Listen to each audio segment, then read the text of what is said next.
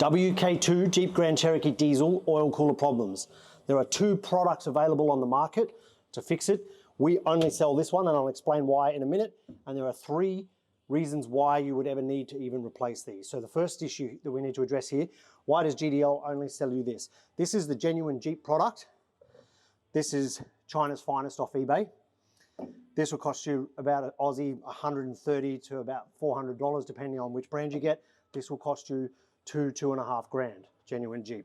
Obviously you get a little bit more with it. Comes with the oil filter housing, the cooler, the gasket, the gauze, the relief valve, everything that you need. So that's that. Why do we only fit this?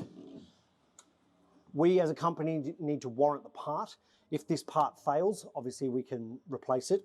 If this part fails and the failure of this causes extra additional damage to your engine, we can warrant it because we fitted a genuine Jeep part. I cannot warrant it if I fitted something I bought off eBay.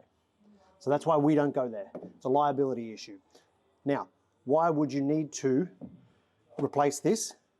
And if you're a DIY guy, there is a scenario where this is probably a better choice. So there's 3 things that go wrong that make oil coolers need to be replaced. The first is this little gasket here fails. And you have an external oil leak that runs down the side of the block. You can't buy this gasket separate from Jeep. We do have a supplier that makes them though. So if you've got that problem, you can just buy this off me or somebody else, $15 odd, change that gasket and away you go. Jeep don't have a listing for this. They have a listing for this.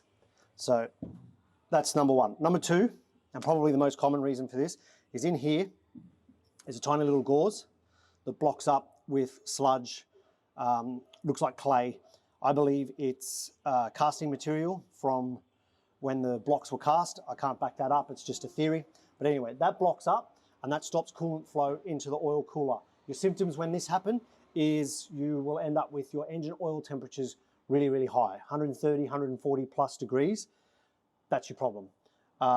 Again, you can't buy this gauze separate. You have to buy a whole oil cooler. So again, if you're coming through GDL and that's what's happening, you're getting a cooler. We have yet to find an aftermarket provider who can supply that gauze. So that's the most common reason we're changing them.